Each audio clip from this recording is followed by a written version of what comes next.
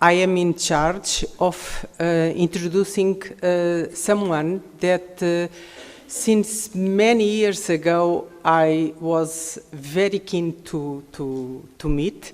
So it has been a pleasure for me that you have accepted to come here. So Professor Oswald Sala is the Julie Reigl Chair. He is founder of the Global Dryland Centers of Arizona State University, and since many years his research topics have been connected with the responses of plants with the drought effects, and also the effects of patterns, biodiversity patterns, distribution in space and time concerning all these different levels of precipitation patterns, which means that he is really focused on these global drylands that he is in this moment founding director.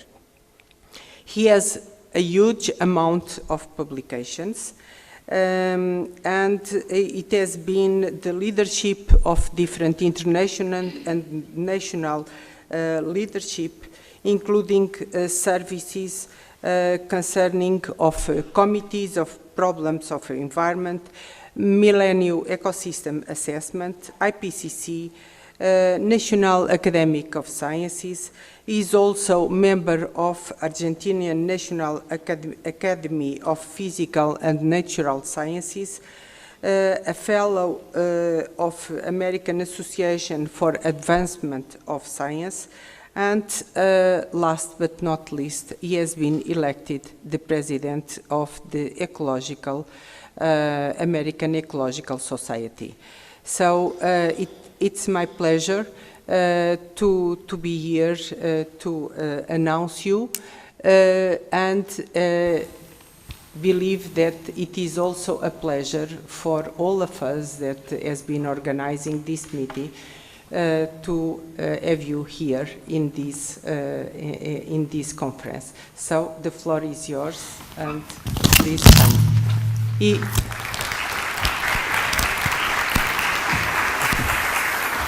Thank you very much for Amelia, for your kind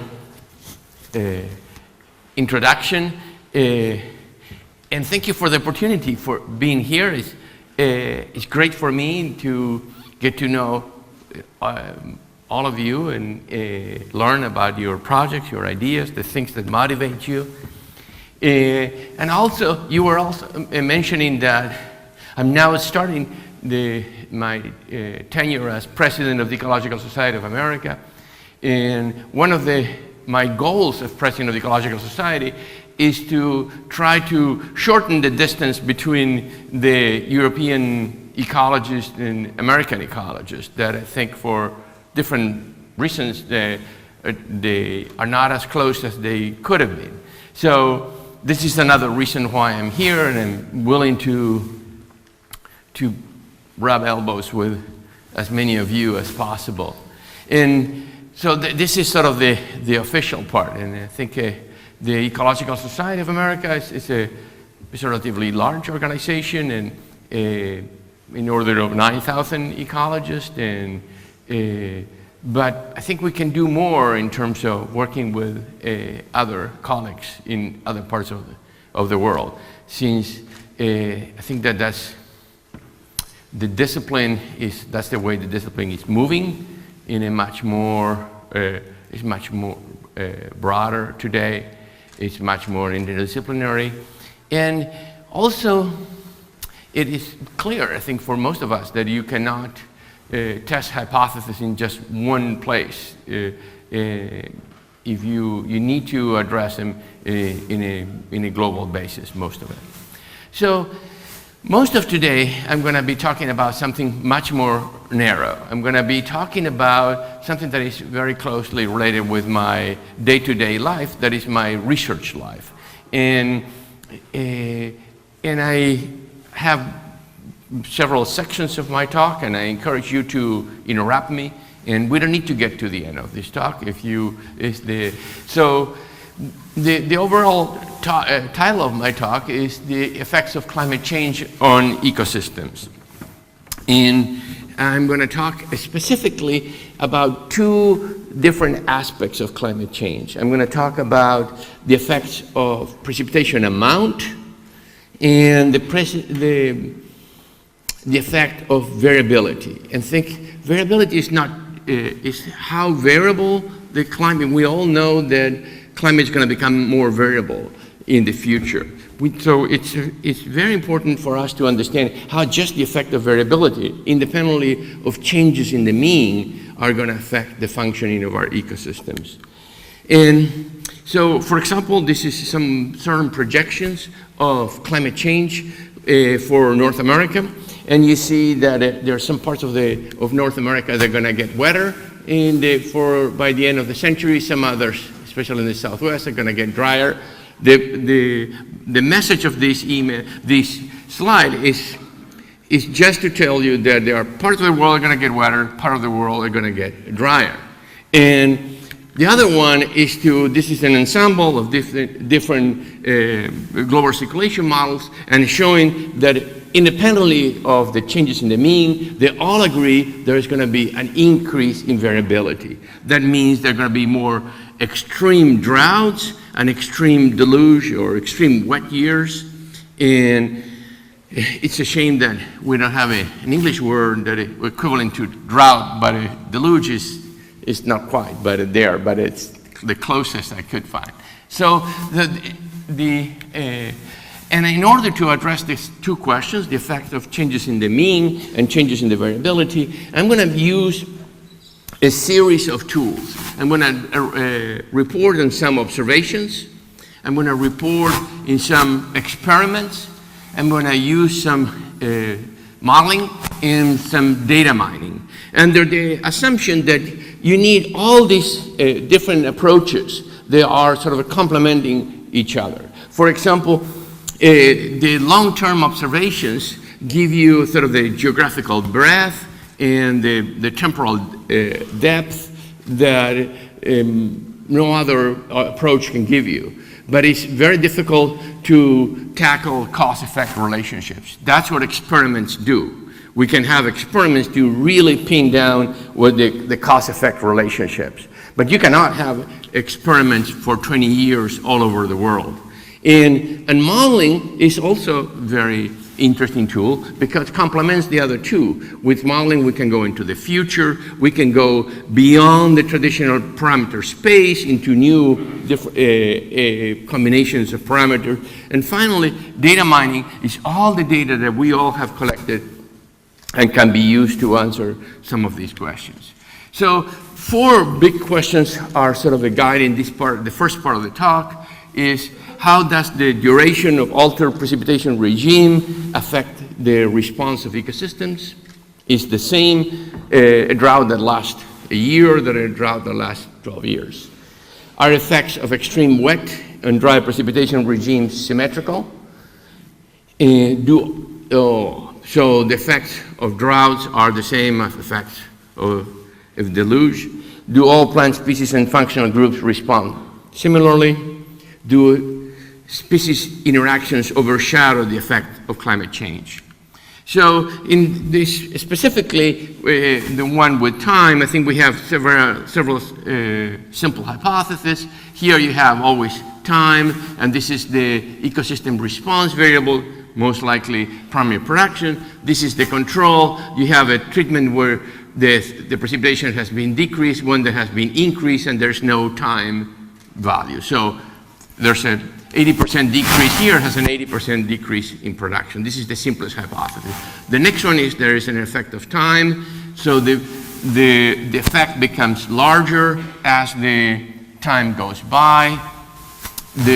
And there are some examples. For example, this is in the southwestern of the United States, where you see the bars represent precipitation. There's something doing. What? No? Oh, okay. There were two microphones. Now you can hear me. And so this is this is precipitation here. And you see this is the average for this period of time from 1994 to 2002. And then this is from 2004 to 2008 happened to be a... Excuse me, can you go just... Yeah, I can. What? Maybe there is an interaction. Those interactions are killers. Yes. and so there's a period of time that is happened to be wetter, and this is the production. The production, you see that there is an increase, even though in the second period of time was wetter, the response was not immediate. So that's just the time may be something important. There is also a hypothesis about acclimation. So think about the response of temperature. Also, we have sort of some experiments where forests have been warm for 10 years, and soil respiration continued to increase until some sort of a pool got exhausted and the system converged back into the original level. So these are alternative hypotheses. And the second one is the effect of time can be different for different processes. So the response of primary production doesn't need to be the same of response of respiration or species diversity. Then finally have hypotheses about asymmetry. So the response to increases in precipitation don't need to be the same of response to drought or decreases in precipitation.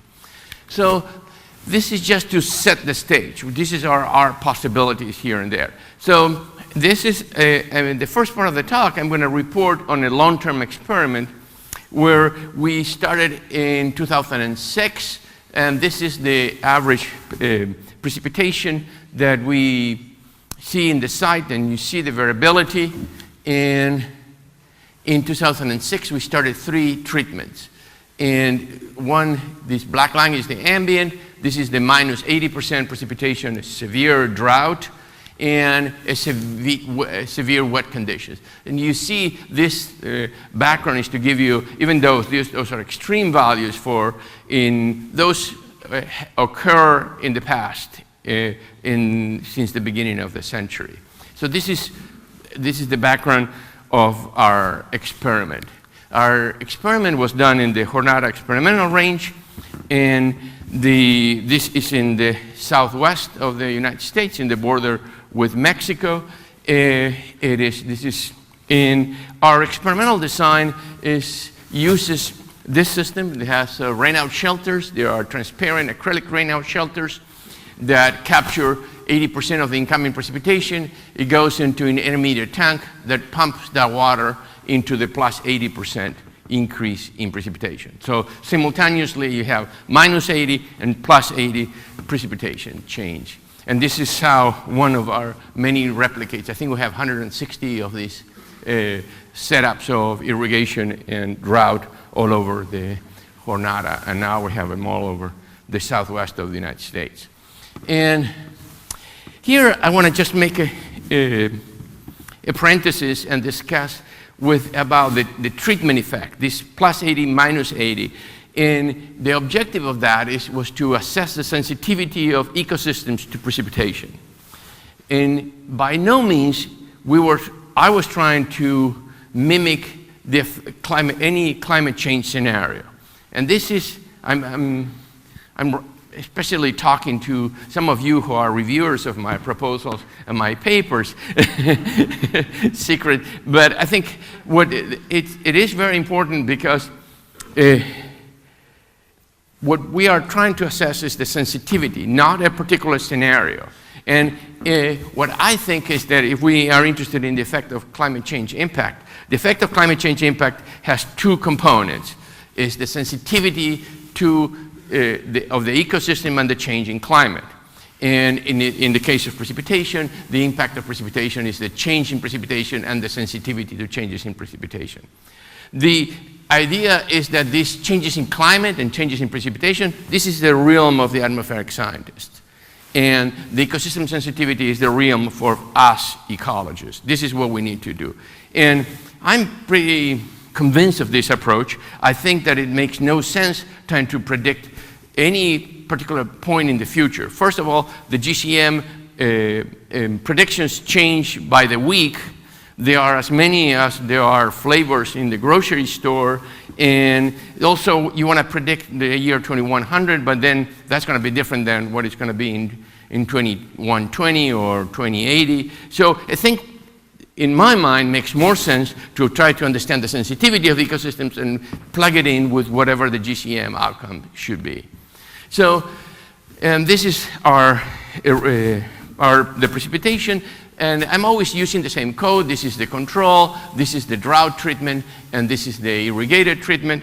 And I'm going to show you some of our results really quickly. This is what we would have found if we had run the experiment for 2 years. A moderate effect in all there's a series of figures that all have time in the x-axis, and in the y-axis, that is the difference between the control and the treatment. So that's sort of for your eyes, sort of wipe out the interannual variability in precipitation. So you see that there was a modest effect of drought, and that it was similar to a modest effect of wet conditions. Then we continue running the experiment, which you see that both the effects of irrigation and the drought sort of increase, but it looks like the system achieved some sort of a stable condition. So if we had a completely different message if we had run the experiment until 2013. But we were stubborn and keep going. And then we see that in 2015, the system completely collapsed. So this is something that was impossible for us to assess with a 2-year experiment. And also, the effect that we see in the drought is not comparable to what we see in the irrigation. And what is even more interesting is that in the last 2 years, the drought experiments have higher productivity than the control and the irrigated.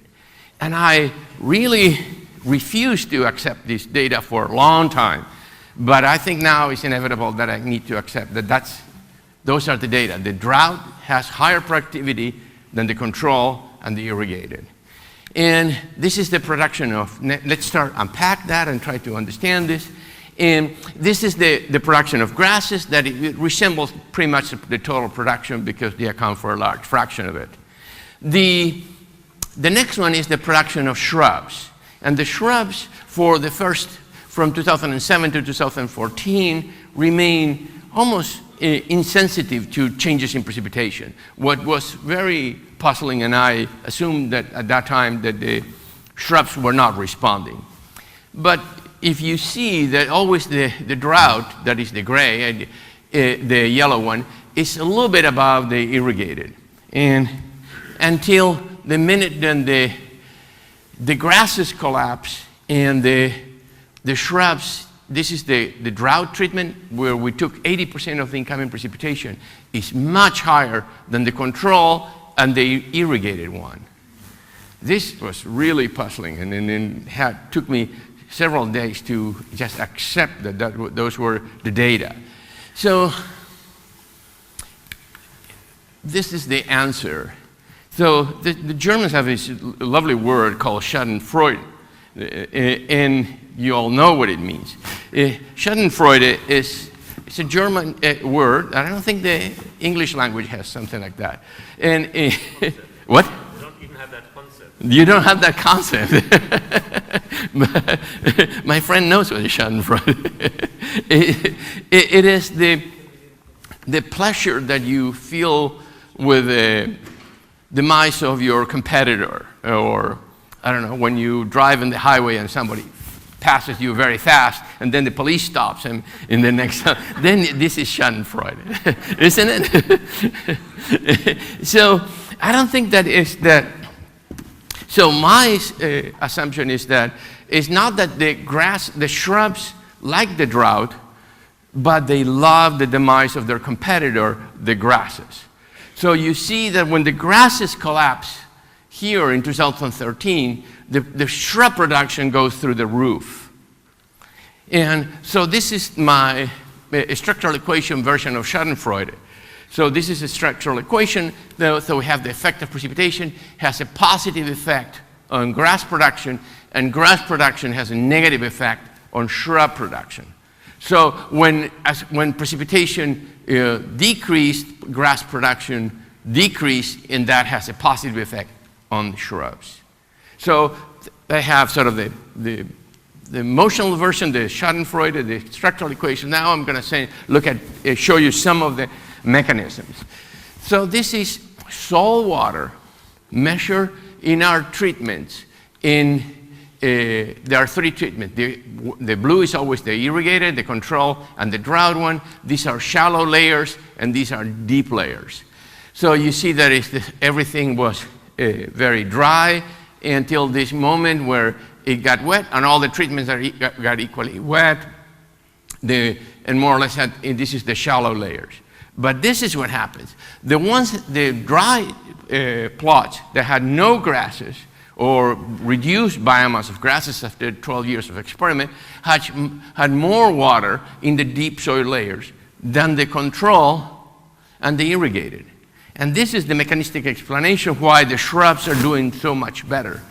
Because it took 12 years for the grasses to reduce significantly their biomass. So now when it rains, even if it rains only 20% of the control, the water goes deeper into the soil profile to a place that is only shrubs have access to this layer. So for me, this was quite a surprise, but I think the story is gelling. And this is something that I came to see in the last few months. It's not something that I've been, and this is what happens. When the system shifts from the drought system, is significantly more, what we have here is rain use efficiency. This is the control, and the wet one have about the same rain use efficiency. The dry one, it has much higher rain use efficiency, and the rain use efficiency it goes through the roof when the grass component collapses and the system shifts from being a grass shrub dominated system into a system dominated by shrubs. And this is how the rain use efficiency, this is the growing season precipitation from dry to very wet. When the system is very dry, the rain use efficiency is much higher. And here what we have is that the shrub to total, the percentage of the total production that is accounted for by shrubs, and this is the rain use efficiency. When shrubs account for most of the production, the system becomes much more efficient. Osvaldo's explanation is that water goes deeper into the soil profile, even though there is less amount of water. The amount of water that is lost through bare soil evaporation is much smaller. And therefore, all the water that comes into the system, it happens to be transpired to the shrubs, and the system becomes much more efficient in the way they manage water. And so here are the conclusions of this first part. The first one says that there was an effect of time. I hope I convince you that if we had run this experiment for 2 years, 8 years, 12 years, or 15 years, I hope some of our founders are here that will continue funding our experiment. I think it's important to have long-term experimentation. And the corollary of this importance is not only time, there are thresholds. Doesn't seem to be functioning linearly. In, I think, 2012 was this collapse of the grass component. And the corollary of that is that we cannot predict the effect of press precipitation based on short-term pulses of precipitation. So we need these long-term experiments to address the impact of climate change. The second conclusion is that it's related with the asymmetry hypothesis. The absolute magnitude of the effect of increasing water was much smaller than the absolute magnitude of the effect of reducing water.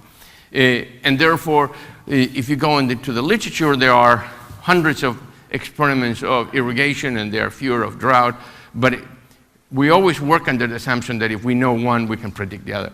This result suggests that probably that is not supported by this, by our data. If you know the response to irrigation, you don't know much about the response about drought. The third conclusion is that there are differential responses between shrubs and grasses, that I hope that you are with me. And finally, what I think is very interesting is that there are the interaction between shrubs and grasses overshadow the effect of climate. So now the effect of climate change that was simulated as a big drought was overshadowed by the relative contribution of shrubs and grasses. If a very severe drought shifted the species composition of the system, flipped from being a grass-shrub dominated system into being just a shrub dominated system, and became much more efficient. And productivity increases even. So I think just looking at the effect, the linear effect of climate may be misguiding. So the drought negatively impacts grasses. That moves water deeper into the soil profile. That increases the rain use efficiency. That increases productivity and reverses the effect of climate change. So this is the end of this part of the talk about the directional changes in the amount of precipitation. So this is a good time if you have questions about this part of the talk. The second part of the talk, I'm going to go into the effect of precipitation variability. Yes? And the fact that your experiments are relatively small scale, what does it mean for the soil water? So if it would be much larger scale, then maybe the soil water would react much different. That is very, very good question. Our plots are usually 2.5 by 5 meters. They are trenched to 60 centimeters, so there's not shallow movement of water. And we measure water at different distance, and it seems to be that the horizontal movement of water is not very important. And our experiments happen to be located in flat locations. Yes? You add water, but you do not take any dramatic results. Why not? They are pretty dramatic, some of them. What do you mean? I didn't see productivity increasing highly, like dramatic effects you had with non-water, unless I did not. I think the response to drought is more per unit change in water. The absolute amount effect of drought is larger than the same amount if you add the water. You're correct. Okay. Any explanation? Paco. Just an idea came to my mind when you frame your context with this function, with the response is a function of time and the interaction with the value of C here, with the precipitation time. I need that also we can introduce the response in the previous stages. Because this is a way in which we can introduce in the theoretical frame that what was happening with the biological difference in the different functional types, for instance. And I think this is very important because that brings us to another concept that is the multifactorial types of response. Because you can see, anyone, we can focus on the response in terms of productivity, production, but what about composition of functional types of the species? So this is a way in which we can introduce, you can put together, because they also produce some kinds of feedbacks. And then we approach to another way to understand the systems, because then we more approach to a system approach of what we are studying that make close us to what are doing the other ecologies in the global systems in which they work with these complex functions that are interconnected. Because my feelings, I'm more a community ecologist, a demography ecology. We use another approach in which we are not able to put together. So many of these feedback, positive and negative feedbacks, they are not included in our model. So that was, and for instance, another factor that may be involved for the long term, not for these plots, is fire. Is some way is RAPs maybe more vulnerable to fire in the sense to regeneration. Maybe they can increase the landscape after this collapse, because this is an example of collapse. And then what is the role of the fuel and the fire in the future? But the idea of introduce the response in these areas of the model, because that produce feedbacks, I think it's important to get thinking about. Thank you, Paco. I think you're right. This is just a humble experiment. And as I started with that little figure at the beginning, experiments have the ability to be able to tackle cause-effect relationship. But at the same time, if you're going to do, no matter how many replications you have, you always are narrowing the number of experiments. So I'll have some other numbers there. So now I'm going to change to this idea of the effect of precipitation variability. Here, we are just not looking at the effect of amount of precipitation, but how it varies from year to year. In personal terms, this is a difference between the amount of the salary that they pay you. You go to a job, they pay you 100, or another one pays you 120. But then they have these 220 jobs, one that pays you 120 every year, or one that pays you 240 and 0, 240 and 0. So which one you prefer? How is that going to affect? So we're trying to understand the effect of variability. And the guiding question for precipitation variability then is, how does precipitation variability affect primary production? How does precipitation affect diversity? How precipitation variability change along gradients of mean annual precipitation? And so here I'm going to introduce another experiment that is sort of has the same design. You have these rainout shelters, these areas that are irrigated, but they are flipped from year to year. So we have the same plot. One year is irrigated, the other year has a drought, irrigated and drought. And so this is this is started in 2008 and continues today. This is the normal control precipitation. This is the plus 50%. You have a wet, a dry, and this. And if you look at it after all these 8 years, we have more or less exactly the same mean precipitation, but the coefficient of variation went from 48%, that is the control, to 110%, so almost double the variability. So kept the mean constant, but it changed the variability. And now let me show you some results directly. And before you, so this is all these figures have the same relationship here. They have a 6-year interannual precipitation coefficient of variation. So these are our experimental results. And here we have the average of production of 6 years. And you see that as variability increases, the productivity decreases. So we, at this point, would say variability for this particular ecosystem decreases production. This is the effect on grasses. Grasses have the same thing. And here are our friends, the shrubs. The shrubs increase production with, so the effect of grasses are more important in this particular ecosystem in terms of biomass. Therefore, total production follows the pattern of grasses. But you see that grasses and shrubs, and this is what we call rare species, has no effect. So now I'm going to go a little bit of theory about the mechanism behind those two responses to variability.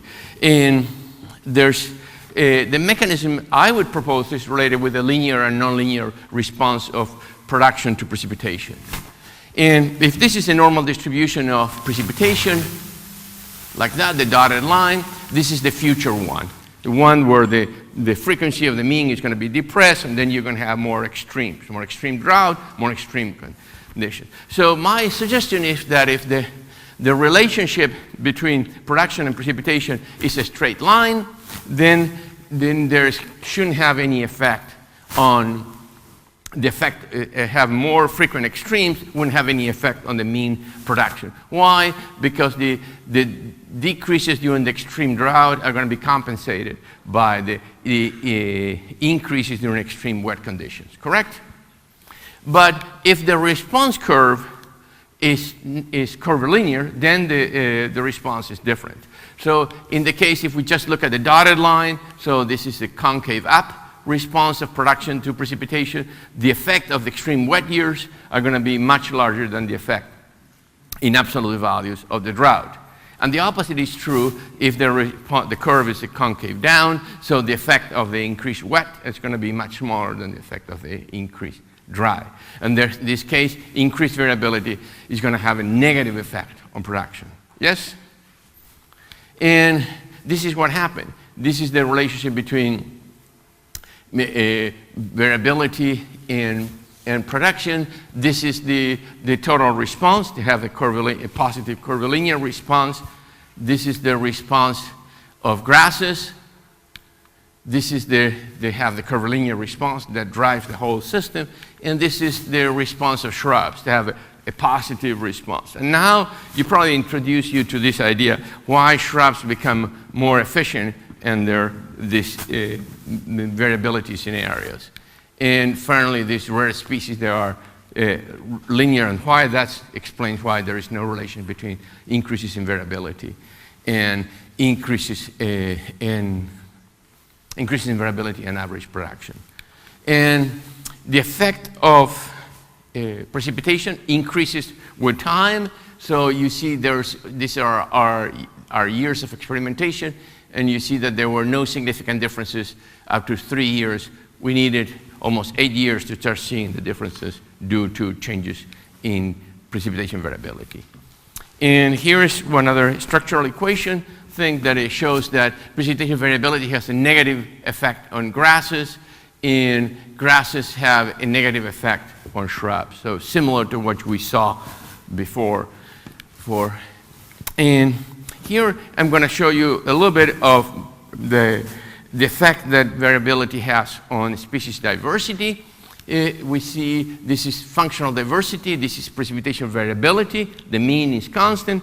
As we increase precipitation variability, there's an increase in diversity. And the system, this is the original system, this is the dominant grasses, and these are other functional groups. You see how it shifted. The dominant grasses sort of decrease as variability increases, and the other life forms become more important. So, and this is perhaps my favorite figure of today's talk. Shows the effect of diversity on production. This is the things that 10 years ago Dave Tillman's experiments were showing. So this is the effect of precipitation variability on diversity. And look, and it affects diversity, and then variability also affects productivity. But though there's more variability, less production, that's what I just showed you. But there's a positive effect of variability on diversity, and the diversity has a positive effect on total production. But the increase in diversity that we saw as a result of increasing diversity of precipitation somehow compensated the negative effect of precipitation alone. But the effect is smaller. So now let me get you to the final conclusions of this section. So interannual precipitation variability itself has a negative effect on mean annual precipitation. The effect of precipitation variability increases through time. The nonlinear relationship between production and precipitation explain the effect of variability on production of different life forms. And the ultimate response of the ecosystem depends on this composition of, in this case, shrubs and grasses. So I promised that I was going to show you some experiments, some modeling. So we have this experimental model that we run for all over the US. And the model, very simply, it's an ecosystem model that has water, it rains, goes through different strata, and then water goes through roots, and transpire. Also, water is lost through bare soil evaporation and through deep percolation. So what we did is we run the model for all these locations for 100 years, and then this is a control. Then we increase variability by 25%, we increase variability by 50%, and by 75%, the same way that we did before. I have some examples there, but also we changed the scale. We did that on the intra-annual scale, event by event, and we did it every 1 year, 3 years, 6 years, 9 years, and 12 years. So you remember that we say that the experiments, like Paco said, are good at pinning down cause-effect relations, but are limited in the number of years that we can run the experiments, limited in the number of locations and combination. Modeling gives all that freedom, but we don't know, we need to complement that with experiment. So this is the way we manipulated our data sets to simulate different levels of variability. So this is how we change it from at the interannual. So this is the normal precipitation for 2004 and 2005 for one particular site, and this is the manipulated one. So we decrease in 1 year, we increase it in the other, but at the end of the 100 years is the same, correct? So we change the level of variability, and we change the scale at which we change the variability, correct? And then now I'm going to go through very fast through a lot of figures that almost like a movie. These are all our locations, and all this small group of figures have all the same. This is mean annual precipitation. These represent, each one represents a different site, a different location. And this is the different flows of water. This case is transpiration, and here the different colors are different treatments, and the control are the blacks, and the red is the more extreme of all the treatments. So we didn't find any effect of transpiration, but after 1 year, we found interesting effects on transpiration. And you see that there was an increase in transpiration in sites below 400 millimeters of precipitation, 40 centimeters of precipitation. Transpiration was enhanced due to increased variability and decreased above that threshold. So now I'm introducing the existence of a threshold of mean annual precipitation. The system behaves differently above and below a certain level.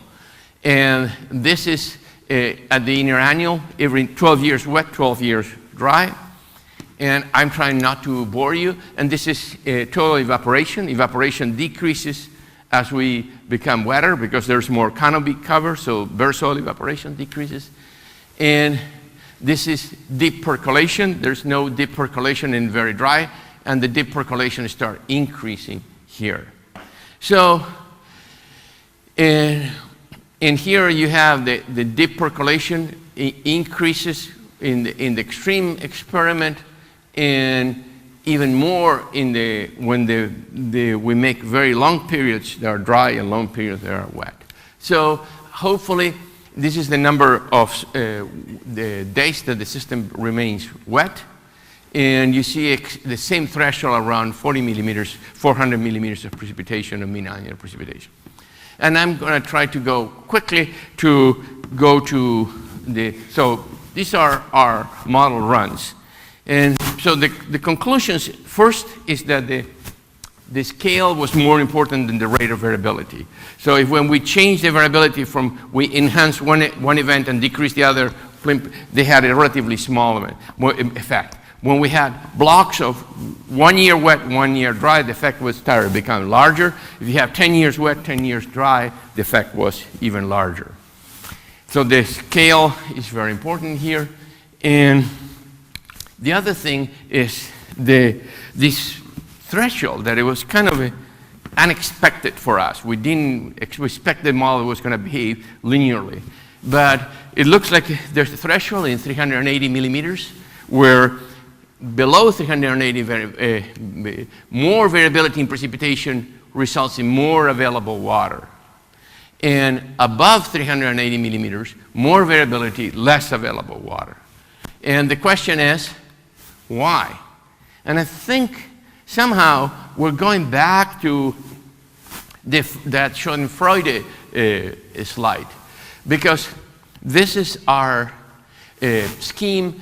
Here is a cartoon. This is mean annual precipitation. These are the major water losses. In very arid places, most of the loss occurs from the top of the soil as bare soil evaporation. There's never enough rainfall to go deep into the soil, be lost through deep percolation. In wet sites, most of the losses occur through deep percolation. There's not much bare soil evaporation. So, and this is some of our modeling results. This is the control, the black one. This is salt water content in the soil, and this is depth. You see, as we increase variability, the water goes deeper into the soil. So you change the distribution of water in the soil profile. And therefore, when the water goes deep, you have in very humid areas, there's an increase in the losses because the losses occur mostly through deep percolation. In dry areas, there's an increase in water availability because it moves the water down, reduces bare soil evaporation, and there's no way to increase deep percolation. These systems never lose water through the bottom. So my last piece is, I promised that I was going to show you some experiments, some modeling, and the last piece is have 2 slides on data mining. And so how all of them are converging. That we've located 43 sites that have each of them more than 10 years of annual precipitation data and annual production data. We cleaned the data, and the sites are distributed all over the world. And this is what we found. And this is this year's paper, where what we have here is mean annual precipitation again, and this is the ecosystem sensitivity to precipitation variability. So how much the production changes per unit change in the coefficient of variation of precipitation. Correct? So this is change sensitivity to variability. Each time the coefficient of variation increases by 1%, what happened with production? And what we found is that below 300 millimeters of precipitation, like the modeling was suggested, the sensitivity was positive. So production, these are data. These are data from all over the world collected by 100 different scientists and show the same thing. So below 300 millimeters of precipitation, there's increases in variability, increases production. Above 300 millimeters of precipitation, more variability decreases production. And this is related with the shape of the curve of the relationship between precipitation and production. Sites below 300 millimeters have a concave up, sites above 300 millimeters have a concave down. Therefore, if you increase variability here, the effect that increases the probability of occurrence of this very wet is much larger than the effects of extreme drought. The opposite is true for the very wet end of the gradient. And so this is my last slide. And I think what I would like you to go home with is that the idea that the response of ecosystems to changes in precipitation amount depend on the duration, that very different conclusions we would have arrived if we had run this experiment for 2 years, 4 years, 10 years, 15 years. There is different, the response to drought and wet conditions are different. That the species interactions, in many cases, modulate the effects of drought or wet conditions to the point that the species interactions may overshadow the direct effect of climate change. That the response to precipitation variability it can be positive or negative, and also changes with the scale of variability. So thank you very much, and now we can answer some questions. And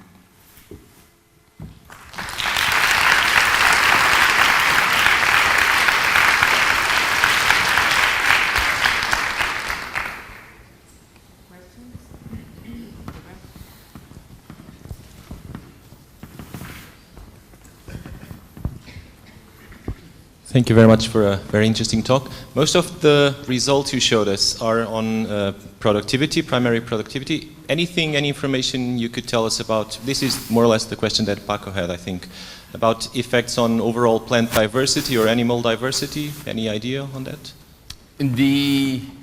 Animal diversity, I have no information, and it's very difficult to have experiments that have a response variable with animal diversity. We have a couple of papers that will look at the effect of drought on nematode diversity. That's animals, and they are pretty abundant in drylands.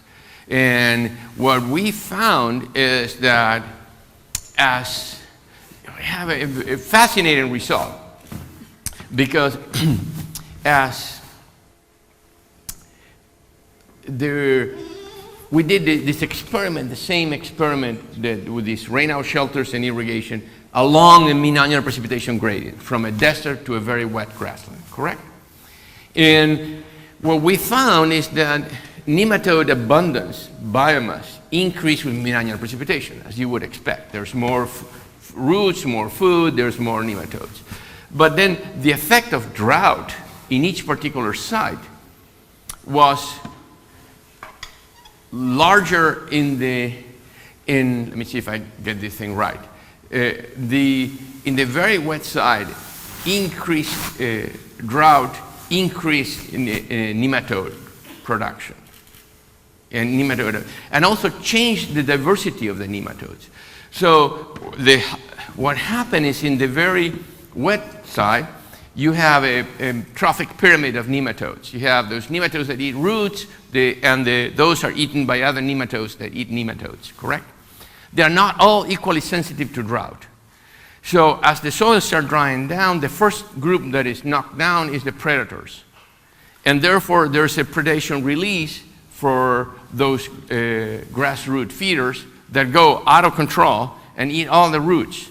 So under drought, plants have a double thing. They only have the effect of drought, but also have an increase in herbivory. That's as far, but we don't have large mammals, and there are a lot of more things that we can do. Thank you very much. It was a very inspiring talk, and so thank you very much for this moment. So I have two questions. The first one is that when you consider the time, if you thought that what we call now memory effects that are relatively new, let's say, we are talking a little bit about epigenetic or the influence of epigenetic in all these. If you consider that those differences that you have from 2, 4, 6, 8 years, we can consider also the effect of a potential memory effect. And my second question is related to this threshold at 380 millimeters, because I remember some years ago with a colleague that is working with modeling, she had always a value like you found. I remember it was a little bit lower. And I'm thinking if you consider the hypothesis to confirm this 380 millimeters with thresholds when you decide that the climate is super arid to arid, or if there is any matching about climatic classification, for instance.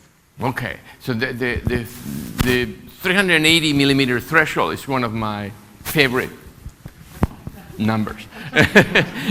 And this is related with the inverse texture hypothesis that is in 1988 we showed that we had like 900 data sites in the US, and then we look at the effect of soil texture, and below 380 millimeters the sandier soil had higher production, and above 380 have lower production.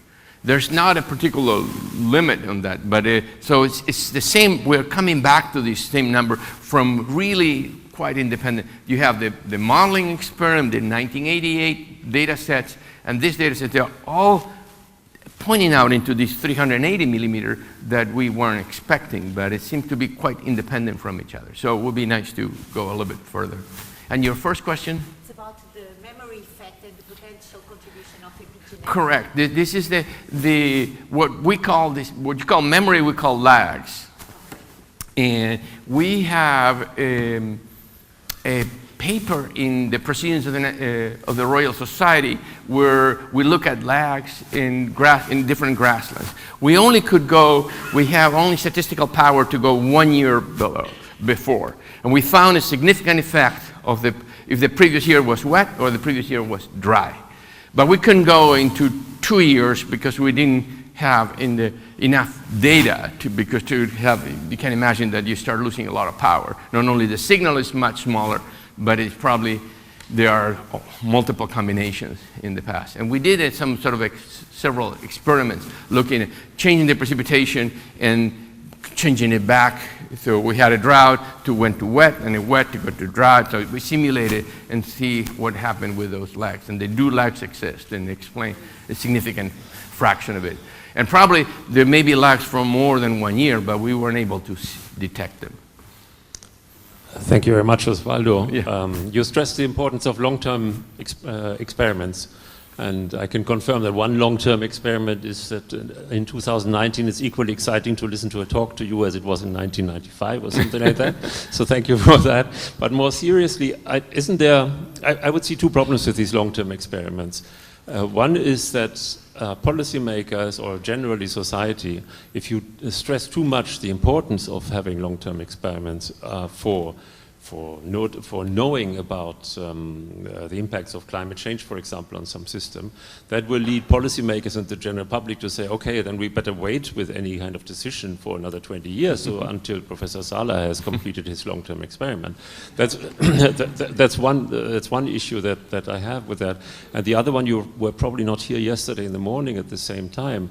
Our colleague Ricardo Trigo here from Lisbon, he stressed very much that we are actually on an accelerating curve for climate change. So we are in several ways going into a no analog situation where even your wonderful experiments from like 10, 15 years ago may not actually reflect the reality that we have the next 2 or 3 years.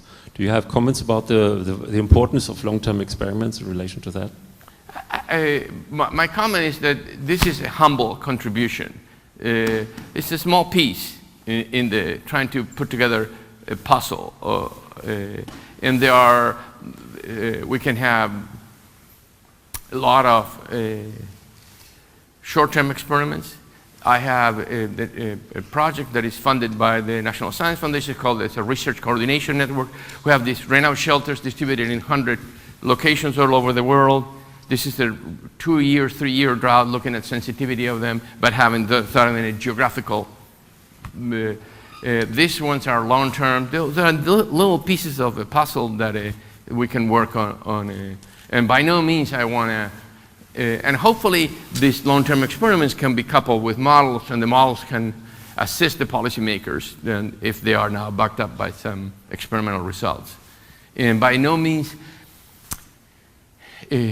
I think this is why I put that slide, that they are not trying to predict any particular scenario. They're trying to understand the sensitivity. And even if what Trigo said, that the climate change is one of the components of the response of the ecosystem, is the rate at which climate is changing. The other one is how sensitive they are.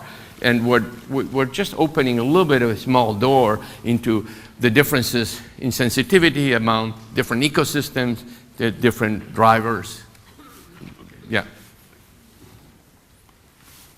Yes. Okay. Thank you for the inspiring presentation. My question, so your experiment, I think, did very well to understand interannual changes and variability. Then you modeled the much larger interannual gaps. So how were you able to introduce these parameters, knowing what happens when the time lag is much longer? And what about other processes that could happen during this time lag? I mean, if your biomass increase, you might have more probability to have fire and to go back to the previous. So how do you deal with this uncertainty? Yeah. I think I see a common thread between what Paco asked and what you asked. And again, I'm going to use the same word of, this is our humble contributions.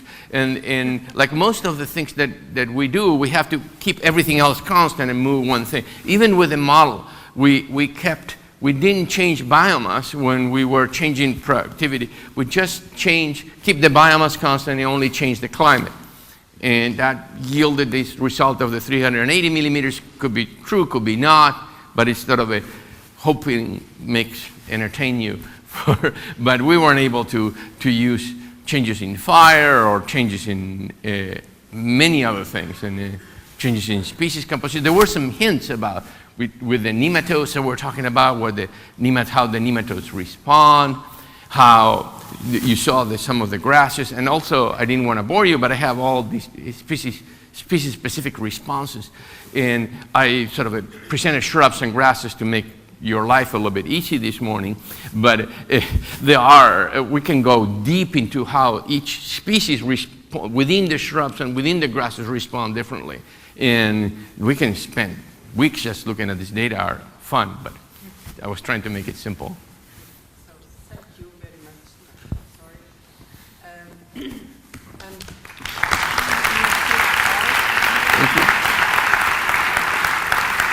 Thank you.